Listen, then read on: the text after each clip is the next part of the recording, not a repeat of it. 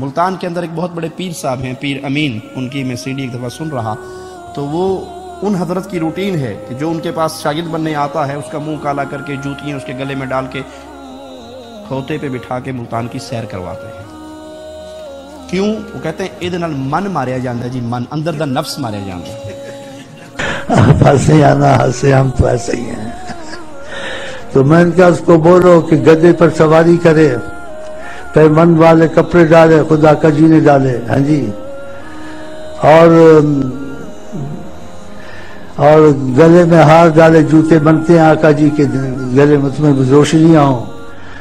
اس نے کہا شیخ صاحب یہ پیغام تو نہیں مانے گا، اس سے نہیں ہوگا، وہ تو سنتے ہی شاید مر جائے۔ میں نے کہا بس کو بولو ہمارا تمہارا جوڑ بھی مشکل ہی ہے۔ لا حول ولا قوت الا باللہ۔ ایک مولوی صاحب کا تعارف کرواتے ہیں، وہی پیر امین صاحب، کہتے ہیں یہ دیکھو یہ بہت بڑا مولوی میرے پاس بیٹھا ہے، جب یہ آیا تھا اس کی اتنی لمبی داڑھی تھی، یہ فلاں مدرسے کا فاضل ہے، دارالعلوم کا فلاں مدرسے کا پڑھا ہوا ہے، اور میرے پاس آیا کہ حضرت میں تصوف سیکھنے آیا ہوں۔ تو میں نے کہا سب تو پہلے جا کے داڑھی مون کے آ۔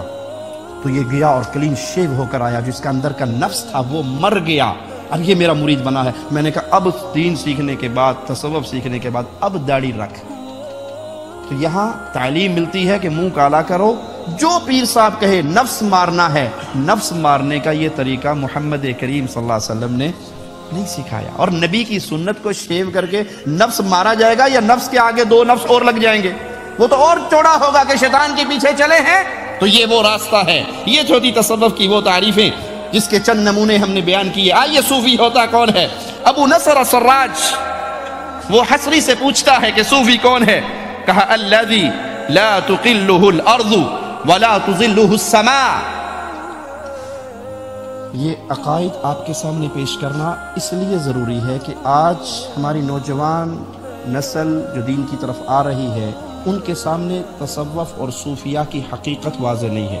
وہ سمجھتے ہیں شاید یہ لوگ متقی ہیں، پرہیزگار ہیں، دیندار ہیں، حقیقت میں دین تصوف دین اسلام کے مقابل تماماً توحید میں، عقائد میں، اعمال میں پورا ایک دین تراشا گیا ہے، جس کے اوپر چولا اسلام کا پہنا کر مسلمانوں کو اسلام سے دور کرنے کی کوشش کی گئی ہے۔ ان دلائل کو اپنے سامنے رکھیے، یاد کیجئے، نوٹ کیجئے، اور پھر صحیح اسلام کی تصویر اپنے مسلمان بھائیوں کے سامنے رکھیے۔ کہا صوفی وہ ہوتا ہے جس کو نہ زمین اٹھا سکتی ہے، نہ آسمان سایہ دے سکتا ہے۔ ایسی کیا چیز ہے جو نہ زمین پہ پوری آئے، نہ آسمان کے سائے کے نیچے آئے؟ اس کی مزید وضاحت ابو القاسم القشیری کرتے ہوئے کہتا ہے اشار الی حل المحو، یہ اشارہ ہے اس بات کی طرف کہ وہ محو ہو جاتا ہے۔ محو کیا ہے؟ اس کی تفسیر معجم اصطلاحات صوفیہ میں کاشانی لکھتا ہے فناء افعالہ فی افعال الحق، صوفی جو ہوتا ہے وہ اپنے اعمال ختم کر کے اللہ کے اندر شامل ہو جاتا ہے۔ نعوذ باللہ ثم نعوذ باللہ، یہ ہے تصوف، اپنے آپ کو فنا کرنا۔ آپ نے وہ شعر بارہا سنا ہوگا، فنا فی اللہ کی تہ میں بقا کا راز مضمر ہے، جسے مرنا نہیں آتا اسے جینا نہیں آتا۔ صوفیہ کے ہاں ایک ٹرم ہے فنا فی الشیخ، فنا فی الرسول، فنا فی اللہ۔ پہلے انسان شیخ میں فنا ہوتا ہے، وہ ذکر کرتا ہے کہ کوئی نہیں ہے یہاں پہ، صرف میرا شیخ ہے، اسے ہر چیز پہ شیخ کی تصویریں چلتے پھرتے نظر آتی ہیں۔ اس سے اگلی سٹیج فنا فی الرسول، پھر وہ اپنے آپ کو رسول میں فنا کرتا ہے، اور آخری سٹیج ہے فنا فی اللہ، پھر صوفی اللہ بن جاتا ہے اور اللہ کے افعال میں فنا ہو جاتا ہے۔ یہ کفر کا عقیدہ ہے، اس کا دین اسلام سے کوئی تعلق نہیں ہے۔ فنا افعالہ فی افعال الحق، اپنے اعمال کو ختم کر دینا اور اللہ کے افعال کے اندر شامل ہو جانا۔ علی حجویری کشف المحجوب صفحہ 69 پر لکھتے ہیں صوفی وہ ہوتا ہے جو خود کو فنا کر کے حق کے ساتھ جا ملے، اللہ کے ساتھ جا ملے۔ اسی لیے صوفیہ جب اس رنگ میں رنگے جاتے ہیں تو پھر وہ اعلان کرتے ہیں انا الحق، میرے اندر اب اللہ آ چکا ہے، نعوذ باللہ ثم نعوذ باللہ، میں حق ہوں۔ یہاں پہ یہ یاد رکھیے یہ کوئی پرانی باتیں نہیں ہیں جو کتابوں میں لکھی اور دفن ہو کے ختم ہوگی، آج بھی صوفیہ کے یہی عقائد ہیں۔ نوری بوری والا ابھی چند ماہ پہلے یا شاید ایک سال پہلے لاہور میں مرا ہے، اس کا قوال اس کو سامنے بٹھا کے قوالی گاتا ہے جو یوٹیوب پر موجود ہے۔ وہ کہتے ہیں لوگ کی عرشاں اتے لبدے نے رب بوری والے دے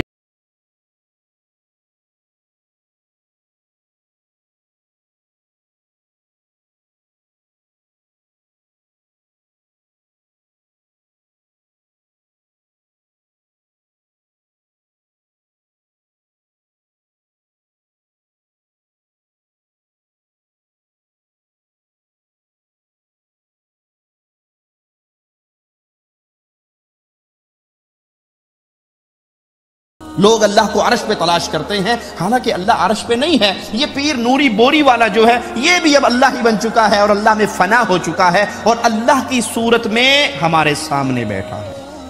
یہ ہے وہ کفر کا عقیدہ جو صوفیاء نے اہل ایمان میں پھیلایا کہ کائنات کی ہر چیز نعوذ باللہ وہ اللہ کی مختلف صورتیں ہیں، آپ اس کو سمجھ نہیں سکتے۔ حقیقت پہ غور کرو گے تو وہ اتو اور چیز ہوگی، اندر سے وہ الہ ہوگا۔ اسی لیے ابن عربی زندیق جس نے اس تصوف کے عقیدے کو پروان چڑھایا، اس کا ایک شعر آپ کو سنا دوں۔ یا لیت شعری من المکلف، بندہ ہے، مجھے نہیں پتا اسلام کس کے لیے آیا ہے، اگر یہ کہیں کہ اسلام بندے کے لیے آیا، بندہ تو خود اللہ ہے، یہ تو رب ہے، اس کے اسلام کی کیا ضرورت ہے؟ اگر کہیں رب کے لیے اسلام آیا تو رب کو اسلام کی کیا حاجت ہے؟ بندہ خدا ہے، خدا بندہ ہے، ظاہر میں بندہ ہے، حقیقت میں خدا ہے۔ قبر پرستوں کے شعر آپ نے بارہا سنے ہوں گے، چاچڑ وانگ مدینہ ڈسے کوٹ مٹھن بیت اللہ، ظاہر دے وچ پیر فریدن باطن دے وچ اللہ۔ یہ جو ہمارے پیر صاحب ہیں آپ سمجھ نہیں سکے، یہ اوپر سے پیر صاحب ہے، اندر میں حقیقت میں اس کی صورت میں اللہ زمین پہ آیا۔